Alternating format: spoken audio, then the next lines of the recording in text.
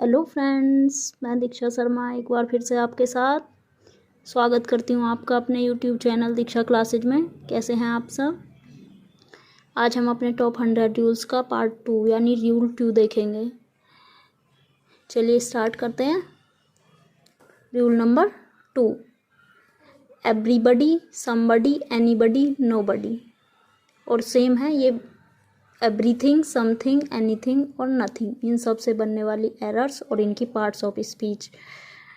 चलिए सबसे पहले पार्ट्स ऑफ स्पीच देखते हैं। गाइज, ये एवरीबडी, समबडी, एनीबडी, नोबडी, ये सब प्रोनाउंस हैं। Same everything, something, anything, nothing, ये भी प्रोनाउंस हैं। इनकी पार्ट्स ऑफ स्पीच क्या है? प्रोनाउन।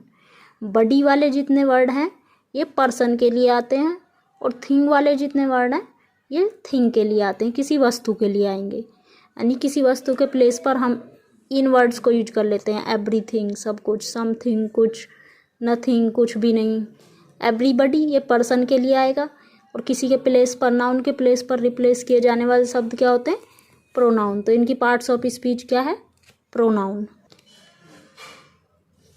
ये एवरीबडी, समबडी, एनीबडी, नोबडी और थिंग वाले सारे समथिंग की फैमिली से हम बोलेंगे थिंग वाली फैमिली, और इसे बड़ी वाली फैमिली। यानी कि ये सब क्या होते हैं? ये सिंगुलर प्रोनाउन है। इनकी कैटेगरी क्या है? Singular pronoun.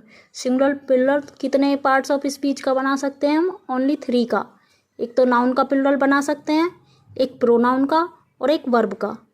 तो ये सेकंड है प्रोनाउन। प्रोनाउन का हम इसका प्लुरल बना सकते हैं। इन सब की कैटेगरी क्या है? ये सिंगुलर होते हैं, और हमेशा क्या लेंगे? Always take singular verb. Singular हैं, हमेशा सिंगुलर वर्ब ही लेंगे। चलिए एग्जाम्पल से समझते हैं। एवरीबडी इज या are ready to do his work. बताइए, इज आएगा या आर? अभी आपको बताया था कि एवरीबडी सिंगुलर है, समबडी, एनीबडी, ये सभी क्या है? सिंगुलर हैं, और वर्ब भी कैसी लेंगे? सिंगुलर। तो यहाँ क्या आएगा? Is. Anybody can do the work if he या दे ट्राई या ट्राइज। एनीबडी ये भी सिंगुलर है, सिंगुलर वर्ब आई है कैन, यहाँ कोई एरर नहीं है। आगे देखते हैं। Anybody can do the work if, they नहीं आएगा क्योंकि ये क्या लेंगे? Singular pronoun. इफ ही, अब ही आया है तो ट्राई नहीं यूज कर सकते, क्या लगाएंगे हम? ट्राइज। नेक्स्ट देखिए। Nothing but some books was were available. बताइए यहाँ क्या आएगा?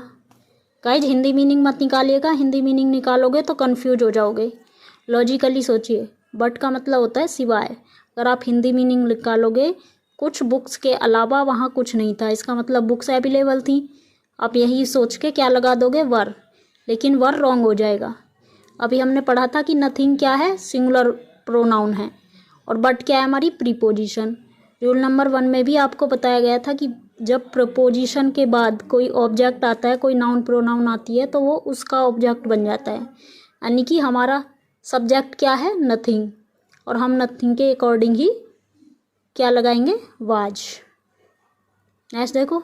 Nothing but some students was present. बताइए इसमें क्या एरर है या नो एरर है?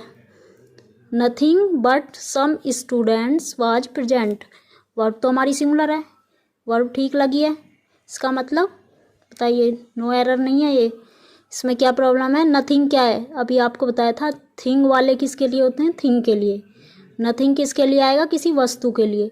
लेकिन स्टूडेंट्स तो वस्तु नहीं है, ये पर्सन है। तो इसके लिए हमें क्या करना होगा? यहाँ नथिंग की जगह नोबडी। क्या लिखेंगे हम? नोबडी। यहाँ हमें नथिंग के प्लेस पे क्या लिखना होगा? Nobody. Nobody but some students was present. अब ये क्या हो गया? अब ये करेक्ट हो गया सेंटेंस। एक और इससे एरर आती है क्वेश्चन टैग में। क्वेश्चन टैग बनाते हैं जब हम इससे, तब बहुत प्रॉब्लम होती है। आप देखिए, समबडी वाज एब्सेंट, इसका क्वेश्चन टैग क्या बनाएंगे आप? क्यूटी क्या बनेगा इसका? समथिंग वाज एब्सेंट, कोई एब्सेंट था, और नोबडी वाज प्रेजेंट, तीनों का बनाइए। चलिए, बॉडी पर्सन के लिए था अभी बताया, और थिंग के लिए, थिंग वाला वस्तु के लिए। जब भी हम बडी वाले का यानी कि किसी पर्सन वाले का क्वेश्चन टैग बनाएंगे तो हमेशा प्लुरल प्रोनाउन यूज करेंगे, प्लुरल वर्ब यूज करेंगे क्वेश्चन टैग में। अगर नॉर्मल किसी क्वेश्चन में है तो सिंगुलर वर्ब आएगी। और थिंग के लिए आएंगे, थिंग के लिए कोई नहीं है, सिंगुलर ही आएगा। थिंग के लिए सिंगुलर प्रोनाउन, सिंगुलर वर्ब। बताइए समबडी वाज एब्सेंट, यहाँ हमने हिज लिया था, ही लिया था, लेकिन यहाँ पर हमें क्या लेना है, प्लुरल वर। अगर ये अफर्मेटिव है तो क्वेश्चन टैग कैसे बनता है, नेगेटिव। अगर हमारा क्वेश्चन नेगेटिव है तो क्वेश्चन टैग अफर्मेटिव बनता है। समबडी वाज एब्सेंट, इसका क्या बनेगा, वर नॉट। क्वेश्चन टैग हमेशा कॉन्ट्रैक्टेड फॉर्म में बनते हैं, वरंट दे। क्या बनाया हमने, weren't they. Something was absent, thing है तो क्या आएगा, सिंगुलर वर्ब आएगी, सिंगुलर ही प्रोनाउन आएगा, तो क्या आएगा, वाज। यहाँ वाज है, यहाँ भी वाज ही आएगा, हिज नहीं लिख सकते, हैज नहीं लिख सकते, वाजंट। थिंग है, थिंग के लिए हम प्रोनाउन क्या यूज करते हैं, it, wasn't it. Nobody was present, nobody में क्या आएगा, अब ये ऑलरेडी नेगेटिव है, नो लगा है ना यहाँ, तो यहाँ हम नोट नहीं लगाएंगे, ओनली क्या लिखेंगे, वर दे। आई होप गाइज आपको सारी चीज़ें क्लियर हो गई होंगी। सेशन कैसा लगा कमेंट ज़रूर करें, चैनल पर नए हैं तो सब्सक्राइब कर लें। Thank you.